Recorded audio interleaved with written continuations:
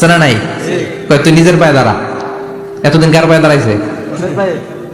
তুই নিজের পায়ে দাঁড়া আগে, তারপরে বিয়ে করবি। নো, টাইমলি ম্যারেজ ক্যাম্পেইন করতে হবে। যুবক হওয়ার সাথে সাথে সোসাইটির অর্থায়নে ওকে বিয়ের ব্যবস্থা করে দিতে হবে। বিষ্ণু ইসলাম বিয়েকে অনেক সহজ করেছেন, অনেক সহজ করেছেন। এক সাহাবী বললেন, ইয়া রাসূলুল্লাহ, বিয়ে করব। বিষ্ণু বললেন, হাল্লাকা সাদাক ইয়ানি মাহর, ডু ইউ হ্যাভ দ্য ডোরি? তোমার কি মোহর আছে? কারণ বিয়ে করলে তো মোহর দেয়া লাগবে। সাহাবী বলে, মোহর টোহর কিছু নাই। কি আছে? আমার সে গরিব এই তল্লাটা কেউ নাই। বিষ্ণু বললেন, ও সাহাবী, কোরআনের কোন সূরা আছে কিনা তোমার কাছে? সাহাবী বলল, নবী, কোরআনের অল্প কয়েকটা সূরা আমার মুখস্থ জানা আছে। এক যুবতী মেয়ে বলল, নবী, আমি বিয়ে করব। বিষ্ণু বললেন, কোরআন জানো নাকি? যুবতী বলে, না, কোরআন আমি জানি না। বিষ্ণু বললেন, আমার কাছে ভালো একখানা পাত্র আছে, বিয়ে পড়িয়ে দিলাম। আর মেয়েটাকে বলল, মা, তোমার স্বামীর কোনো টাকা নাই, পয়সা নাই, মোহরানা দেওয়ার মতো কিচ্ছু নাই, তুমি কোরআন জানো না, কিন্তু তোমার স্বামীর সিনার ভিতরে কোরআন আছে। তোমার কোরআন জানা নাই, প্রতি রাতে তোমার স্বামী তোমাকে কোরআন শিখায়া দিবে, সূরাগুলো মুখস্থ করায়া দিবে। তোমাকে যে তোমার স্বামী কোরআন শিখায়া দিবে, এটাই হলো রে মা তোর বিয়ের মোহর। স্বামী তোমার টিচার, সে তোমাকে কোরআন শিখায় দিবে, এটা তোমার বিয়ের মোহর। সহজ হয়ে গেল না? কথা বলেন। সবচেয়ে বরকতময় বিয়ে ওই বিয়ে যেই বিয়েতে খরচ কম। শুনতেছেন? হ্যাঁ, আমলের নিয়তে শুনেন। চেঞ্জ লাগবে, পরিবর্তন আনতে হবে আমাদের। ওই বিয়েটা সবচেয়ে বরকতের বিয়ে যেই বিয়েতে মোহরানা কম, যেই বিয়েতে খরচ কম, যেই বিয়ের ভেতরে ধুমধাম কম। ওই বিয়েটারে বরকত দিয়ে পরিপূর্ণ করে দেয় কে?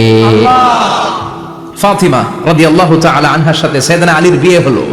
ফাতিমাকে যে বিষ্ণু বললেন, আলী আমার কাছে এসে তোমার কথা বলেছে, তুমি কি রাজি? ফাতিমা কোনো কথা বলে না। আবার জিজ্ঞেস করা হলো, কথা বলে না। ফাসাকাতাত, চুপচাপ।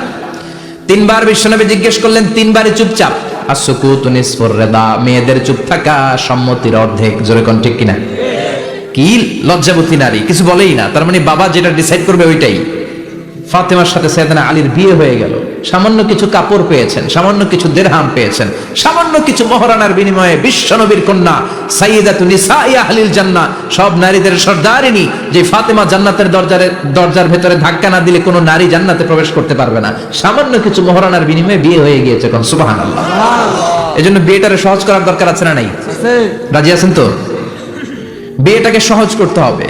এরপরে আরেকটা সমস্যা হচ্ছে বিবাহ বহির্ভূত সম্পর্ক। এটা যুবকদের মধ্যে এখন মহামারী আকার ধারণ করেছে।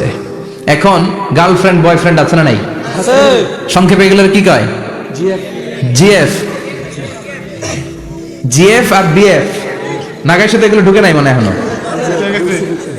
হ্যাঁ, আছে আছে আছে। কার কার দেখি হাত তোল। পিটায় আজকে সোজা করে দিয়ে দাও। গার্লফ্রেন্ড আছে কার কার দেখি? হ্যাঁ, ওই যে একটা হাত তুলছে, ওরে নোবেল প্রাইজ দেওয়া দরকার। যুবক ভাইয়েরা, এগুলো থেকে বেঁচে থাকতে হবে।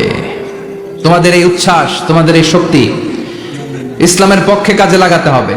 তাহলেই ওয়াশাবুন নাশা ফি ইবাদাতিল্লাহ, যে 7 শ্রেণীর যুবক জান্নাতের কিয়ামতের দিন আল্লাহর আরশের নিচে ছায়া পাবে, ওই যুবকদের অন্তর্ভুক্ত হওয়া যাবে। চিল্লায় বলেন ঠিক কিনা? আল্লাহ আমাদের যুবক ভাইদেরকে তুমি হেফাজত করো। তাহলে মৃত্যু আসার আগে বিষ্ণু বললেন, জীবন কাজে লাগাও। বার্ধক্য আসার আগে যৌবনকে কাজে লাগাও। অসুস্থ হওয়ার আগে সুস্থতাকে কাজে লাগাও। সুবহানাল্লাহ পড়ে।